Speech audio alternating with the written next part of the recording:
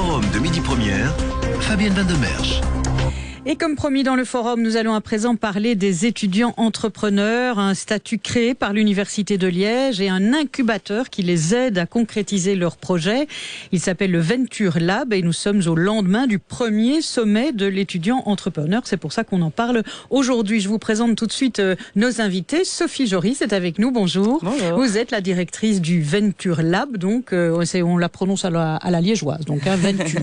Venture, la première incubateur en Belgique francophone pour ces étudiants entrepreneurs créés par l'ULG. À vos côtés, Anaïs Hélène, bonjour. Bonjour. Vous parlez au nom de la plateforme TrustUp qui en réalité a été créée avec l'aide de cet incubateur dont nous allons parler. Et puis nous avons avec nous en duplex de Liège Albert Corret, bonjour. Bonjour. Vous êtes le recteur de l'Université de Liège et à vos côtés, toujours en duplex dans nos studios de Liège, Bernard Surlémont, bonjour, professeur. Bonjour.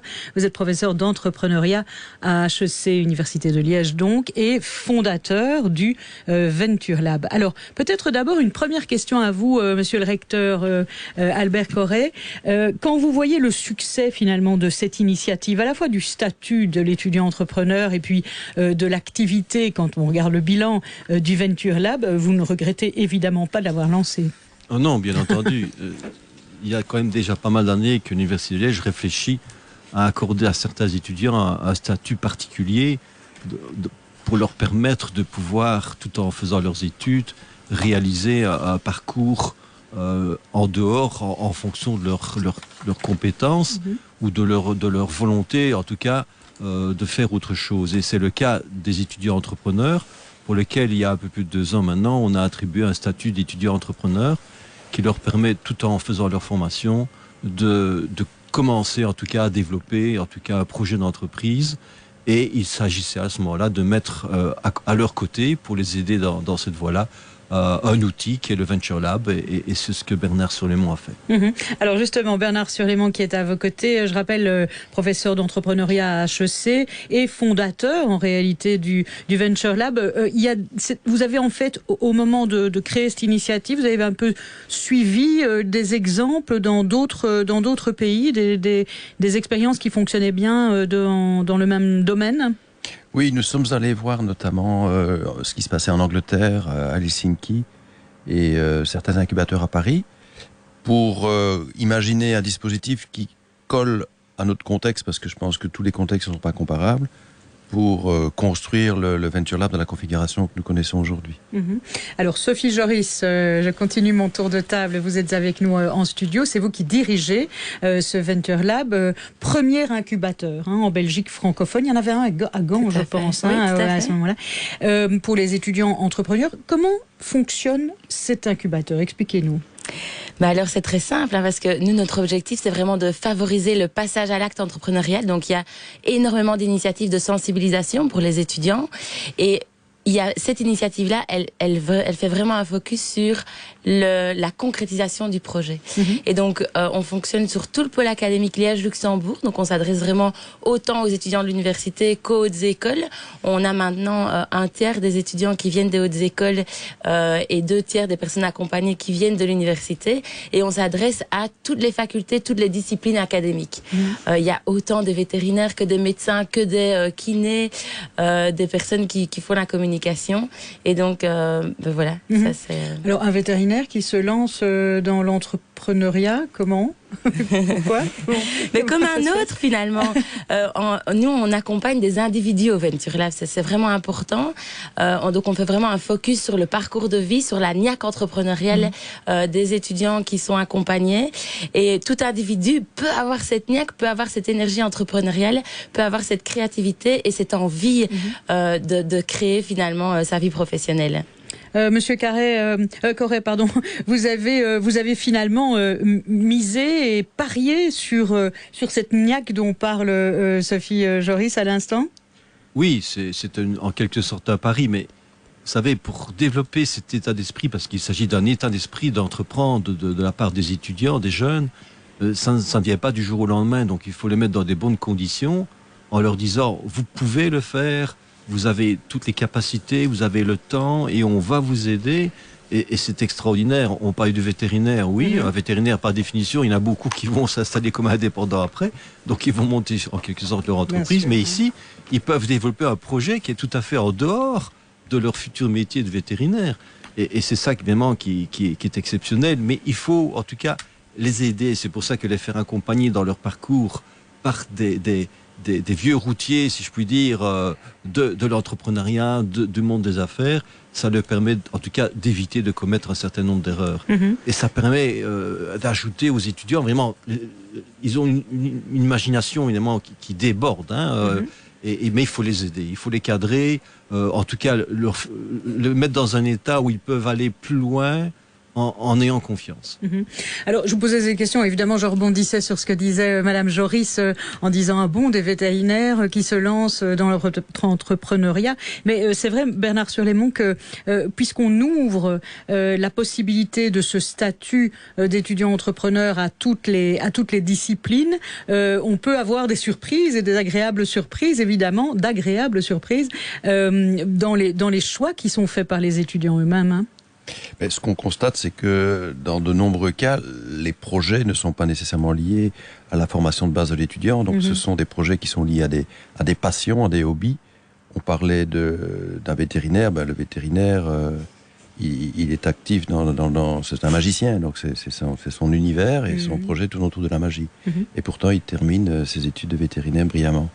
Donc, voilà. Et donc, on essaie de les accompagner dans la réalisation de leur passion. Et c'est ça qui est enthousiasmant pour toute l'équipe, évidemment. Alors, nous avons un exemple tout à fait concret, évidemment, en face de nous. C'est Anaïs Hélène. Bonjour. Bonjour. Vous parlez au nom de la plateforme TrustUp. Oui. C'est-à-dire ? Eh bien, en fait, TrustUp, donc voilà, c'est une toute nouvelle plateforme, comme vous venez de le dire, pour vraiment permettre aux particuliers de trouver vraiment des entrepreneurs de confiance dans le domaine de la construction et de la rénovation. Donc voilà, et qu'est-ce qu'on entend nous par entrepreneur de confiance ?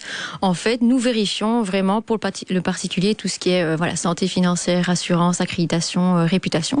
Donc on fait vraiment cette vérification là au préalable, de sorte à ce que le particulier vraiment, qu'on minimise un maximum le risque pour les particuliers quand ils ont des projets de construction. À l'origine de cette start-up, il y a une expérience, il y a un fait réel. Il y a une expérience, oui, voilà. Il y a du vécu. C'est un vécu de mon collègue, en fait, Sébastien Remac, qui est vraiment à l'origine de TrustUp, si je puis dire. Et en fait, il avait, si vous voulez, engagé une entreprise pour réaliser des travaux chez lui. Et malheureusement, en cours de chantier, l'entreprise est tombée en faillite. Et donc, du coup, ils avaient entre leurs mains une cuisine qui n'était pas terminée. Et donc, il y a vraiment eu, au niveau financier, il y a eu une vraie perte.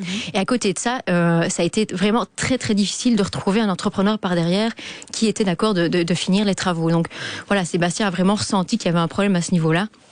Et donc il a imaginé TrustUp derrière, quoi. Et c'est une start-up, évidemment, j'ai omis de le dire, qui est soutenue depuis 1 an et demi, je pense, par l'incubateur Venture Lab. Et donc votre projet, comme c'est le cas pour tous les autres projets qui sont soutenus par Venture Lab, Madame Joris, les projets sélectionnés, a bénéficié de toute une série de services. Alors on a, dites-nous un peu, parce que l'éventail de services montre combien il est complexe de se lancer en réalité dans une activité entrepreneuriale et qu'il faut pouvoir s'appuyer sur du solide pour ne pas évidemment aller droit dans le mur. Alors quels sont les types de services justement qui sont coachés d'une certaine façon par l'incubateur ? Alors, je vais reprendre les phrases de Bernard, Surlémont, qui est le fondateur, qui dit toujours que finalement, qu'est-ce qui manque à un étudiant quand il veut entreprendre ? C'est de la confiance, de l'expérience et un carnet d'adresses. Et donc, nos services sont vraiment créés par rapport à ça. Et donc, le réacteur de l'incubateur, et je reprends encore les mots du fondateur, c'est 11 entrepreneurs en résidence qui amènent justement toute cette expérience entrepreneuriale. Ils sont tous entrepreneurs eux-mêmes ou ils l'ont été. Et ils vont faire un travail de coaching. Un travail de coaching de proximité, donc ça ne se résume pas à 2 heures au coin d'une table. C'est vraiment, ils sont là en résidence, ils sont là de 1 à 3 jours par semaine dans l'incubateur pour être aux côtés de la start-up et l'aider à faire ses premiers pas en prospection, à faire une réflexion sur les conventions d'actionnaires, à faire une réflexion sur les motivations entrepreneuriales et à être aux côtés de la start-up pour leur première levée de fonds, par exemple. Alors, et on a aussi un service de coworking, donc ça donne donne de la confiance, de la crédibilité à l'étudiant que de pouvoir avoir des bureaux qui donnent aussi une belle image à son entourage.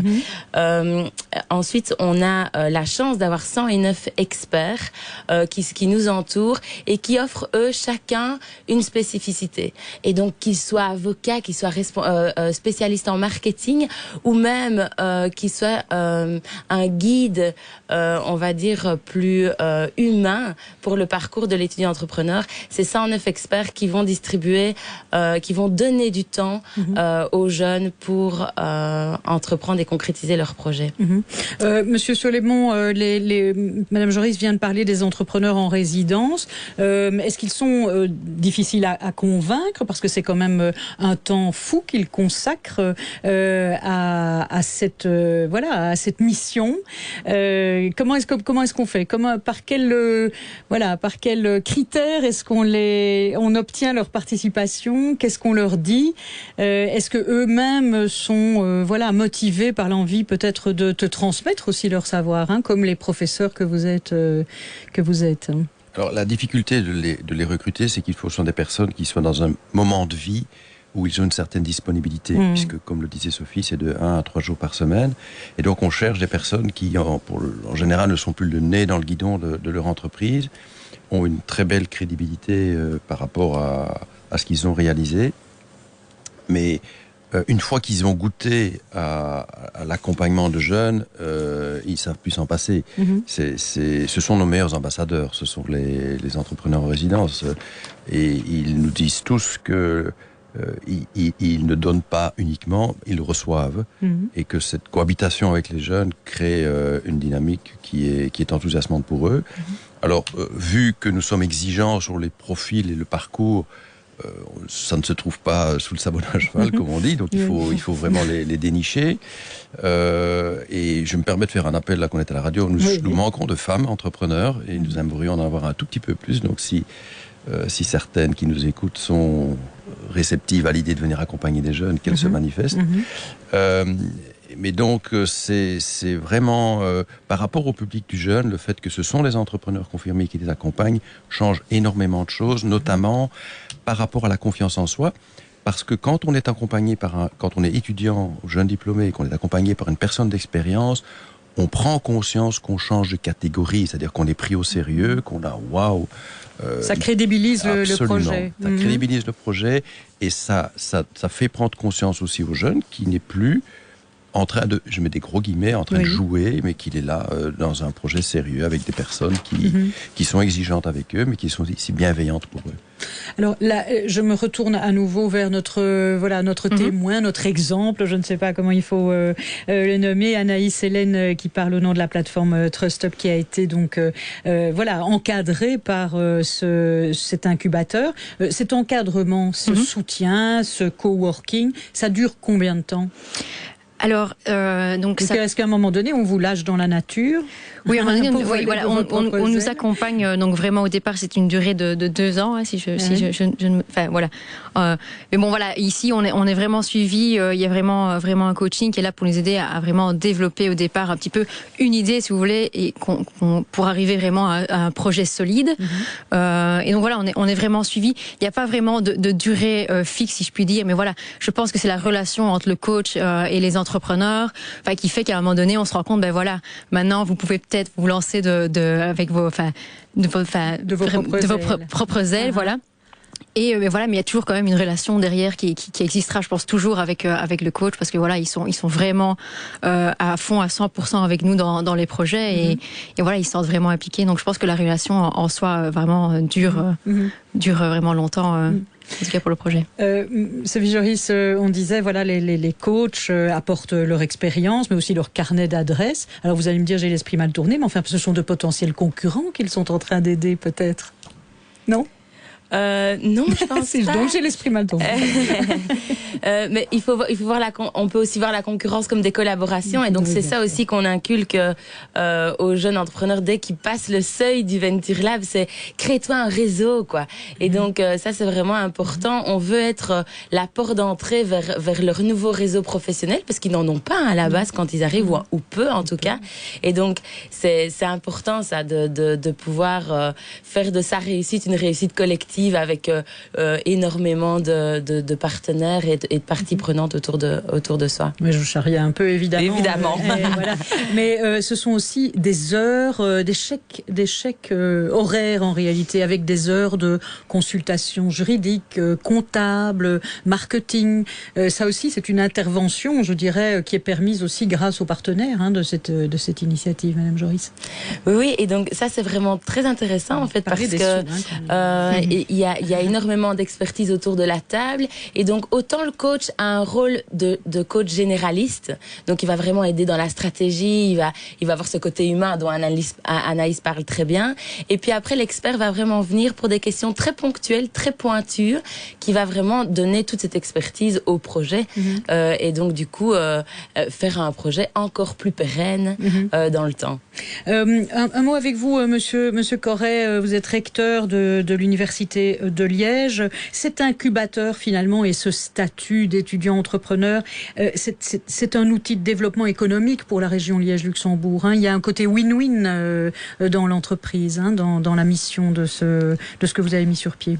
Oui, tout à fait. Dans les différents statuts d'étudiants en particulier, il y a celui de statut donc d'étudiant entrepreneur à côté du statut étudiant sportif de haut niveau, étudiant artiste. J'ai pas besoin de vous citer un bel exemple. Nous avons tous vécu évidemment Rio avec bonheur, mais le statut d'étudiant entrepreneur a ceci de particulier qu'effectivement c'est une manière pour l'université de jouer un rôle vers la société et de permettre à des jeunes déjà aujourd'hui dans le cadre de leurs études, en même temps que le parcours de leurs études, pouvoir se lancer vers la société en ayant une action entrepreneuriale, générer des emplois, générer de l'activité économique, donc tout à fait. Sophie Joris l'a dit tout à l'heure, cet incubateur s'adresse à tous les étudiants de l'enseignement supérieur du pôle académique Liège-Luxembourg. C'est un public potentiel quand même tout à fait énorme. Je lis 50 000 jeunes potentiellement, monsieur Corret. Oui, le nombre de jeunes au niveau du pôle Liège-Luxembourg, il est très élevé. C'est un des plus grands pôles académiques, je pense, de la communauté française en termes de nombre d'étudiants. Maintenant, tout le monde... la grosse difficulté, c'est de pouvoir créer cet état d'esprit. Hier soir, donc j'étais à l'anniversaire, donc aux 2 ans d'anniversaire du Venture Lab, et bien souvent on constate que des entrepreneurs deviennent entrepreneurs parce qu'ils ont suivi un peu l'exemple familial ou qu'ils ont été en contact avec des personnes qui étaient entrepreneurs autour d'elles.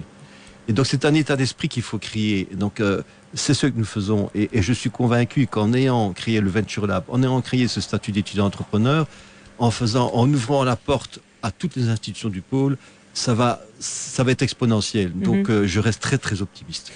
Alors vous avez bien fait de rappeler que c'était le 2e anniversaire du Venture Lab. C'est vrai qu'on est un peu le lendemain de la veille, aujourd'hui même, Joris, monsieur Surlémont. Le bilan des 2 ans d'existence, il est formidable. C'est vrai, Il dépasse toutes nos espérances. Oui.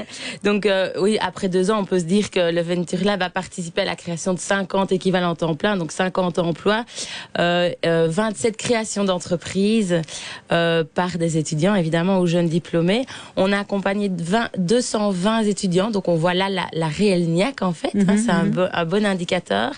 Et 130 projets ont été accompagnés. Alors, quelque chose qu'on aime toujours bien dire, c'est aussi que un incubateur pour étudiants entrepreneurs, c'est spécifique. C'est pas comme tous les autres incubateurs. C'est un public si bien précis. Et donc, ce qu'on aime bien dire, c'est que les étudiants, ils sont suivis, mais dans le respect de leur parcours de vie. Et leur vie, c'est aussi une vie académique. Et donc, un de nos indicateurs préférés, c'est que 82% de nos étudiants réussissent leur étude. Et ça, c'est vraiment important parce que ça prouve que concilier vie entrepreneuriale et vie estudiantine, c'est possible. Alors, c'était effectivement une des questions qu'on se pose. Monsieur Sur-les-Monts, mener de front des études supérieures et un projet d'entreprise, est-ce que ce n'est pas finalement brûler les étapes ? Et je ne pense pas, parce que les jeunes sont dans des moments de vie qui sont paradoxalement très propices à entreprendre. Ils ont l'énergie, ils ont les idées, ils sont dans un contexte familial qui est sans engagement généralement de type marital ou pas de crédit hypothécaire, ils vivent toujours chez les parents, donc ils sont dans un moment de vie où la prise de risque peut être tout à fait propice. Comme disait Sophie, il faut respecter leur parcours de vie, donc que le projet mature très souvent pendant qu'ils sont toujours étudiants. Il y en a qui démarrent déjà, qui créent déjà lorsqu'ils sont étudiants, mais il y a un moment charnière que nous constatons depuis 2 ans, c'est quand ils terminent leurs études. C'est à ce moment-là qu'il y a vraiment un choix qui est fait de dire j'arrête mon projet pour prendre un job parce que c'est là que ma vie va, ou au contraire, je mets tout le turbo pour pouvoir créer mon entreprise. Et on voit que l'on passe à des accélérations, et là, l'accompagnement est beaucoup plus intensif. Donc, dans cette période qui suit juste la fin des études, et beaucoup de créations d'entreprises se font à ce moment charnière. Ça veut dire qu'on peut commencer à se lancer dans cette aventure du Venture Lab et de l'entreprise, dans l'entrepreneuriat, à partir de quelle année d'études, en réalité? On peut le faire tout de suite? On peut commencer immédiatement, M. Sur-les-Monts? Il n'y a pas de règle générale. Il n'y a pas de règle, oui. Je vais même vous dire que nous avons un cas un peu particulier d'un jeune qui est toujours en humanité et qui va rentrer en première HEC et qui est en train de créer son entreprise à 17 ans. Donc voilà, c'est la réponse à votre question. Maintenant, la grande majorité, c'est un cas un peu exceptionnel, j'en conviens, mais il y en a qui créent en première, deuxième bac, enfin je veux dire, il n'y a pas vraiment... Si ce n'est que quand même, je reviens sur la fin des études, qui est un moment charnière, et c'est là qu'on en a le plus qui font le pas. Monsieur Corret, quand on voit l'ensemble de l'encadrement et l'encadrement global, je dirais, que propose le Venture Lab, on se dit qu'il y a certainement des entrepreneurs qui sont déjà installés ou qui sont en tout cas plus en âge d'études et qui souhaiteraient être pris en main de cette façon. Est-ce que c'est possible? Est-ce que c'est autorisé ou est-ce que c'est uniquement confié à des étudiants? Mais je dirais que, ça s'est dit hier, on peut devenir entrepreneur à tout âge. Il n'y a pas de limite. Maintenant, si vous parlez d'entrepreneurs qui souhaitent approfondir leurs compétences en tant qu'entrepreneurs, le Venture Lab n'a pas été conçu pour cela. Le Venture Lab est là pour aider ceux qui démarrent, en tout cas qui ont une idée et qu'ils veulent mettre en application à un moment donné. Donc ce n'est pas pour offrir des solutions à des entrepreneurs en difficulté dans le cadre de leur vie professionnelle. Ou qui voudraient s'améliorer sans être en difficulté, mais qui voudraient, disons, s'améliorer. Je pense que c'est une précision qui est importante. Il y a d'autres instruments qui existent certainement. Oui. Je voudrais qu'on dise encore un mot avec vous, Anaïs Hélène, puisque vous êtes, vous avez participé à cet encadrement. Alors d'une part, vous nous l'avez dit tout à l'heure, Trust Up, ça permet aux particuliers de trouver gratuitement un entrepreneur de confiance dans sa région, gratuitement, donc quoi, qui paye alors? Alors c'est un peu particulier, donc voilà, donc du particulier, très terre à terre. Oui, non, il n'y a pas de souci.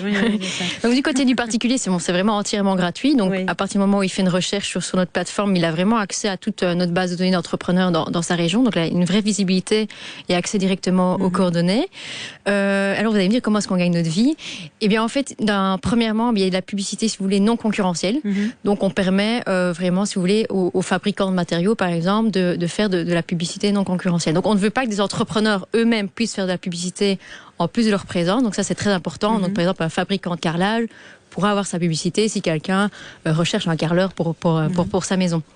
Et à côté, donc il faut savoir qu'il y a une version vraiment gratuite pour l'entrepreneur, donc s'il souhaite vraiment être référencé. Et il y a également, si vous voulez, une version premium, où là, vraiment, il y a beaucoup plus de fonctionnalités pour l'entrepreneur si ça l'intéresse. En fait. Donc, voilà. D'ici quelques années ou quelques décennies, vous serez vous-même entrepreneur en résidence, vous allez vous-même encadrer? Pourquoi pas, mais non, mais c'est un peu tôt maintenant, mais oui, ce serait vraiment, c'est ce qu'on espère et on le ferait vraiment avec plaisir parce que je pense que voilà, sans le Venture Lab, aujourd'hui, on n'aurait pas pu démarrer aussi vite. Bien sûr. Et donc, on a vraiment gagné des années d'expérience grâce au coaching, etc. Et ce serait vraiment un plaisir pour nous de le faire, de le faire dans quelques années. Donc. Sophie Joris, je vous laisse le mot de la fin. C'est vrai que c'est aussi vous, en tant que directrice aujourd'hui de Venture Lab, c'est peut-être aussi un souhait, c'est que les anciens, qu'il y ait un système d'alumni qui fasse le tutorat pour les prochains étudiants et qui eux-mêmes sortent de cet incubateur. Hein. C'est tellement bien dit, oui, c'est exactement ça, quoi. C'est vraiment, pour nous, ce serait la plus belle des histoires. C'est que un étudiant puisse être entrepreneur en résidence lui-même et repartager son expérience. Voilà, c'est vrai que c'est l'objectif en soi. Monsieur Corret, le mot de la fin pour vous, peut-être, cette initiative, elle est destinée évidemment à durer toujours en réalité. Je l'espère bien. La société aura, et l'université, et les hautes écoles, en fait, tout le monde a besoin d'entrepreneurs et ça ne s'arrêtera jamais. Oui. Je vous remercie en tout cas d'être venu nous en parler au lendemain de ce premier sommet de l'étudiant entrepreneur. On aura certainement l'occasion de continuer à suivre l'évolution de cet incubateur. Merci à Sophie Joris, Anaïs Hélène, Bernard Surlémont et Albert Corret d'avoir été avec nous. Dans 3 minutes, il sera 13h et vous entendrez le journal. Merci. Événement La Première. Demain, entre 19h30 et 21h, La Première vous concocte amoureusement. Si, une émission spéciale en direct du Festival international du film d'amour de Mons, le festival des plus belles émotions du cinéma. Le Festival international du film d'amour de Mons, ça se passe sur La Première. Plus d'infos sur lapremière.be.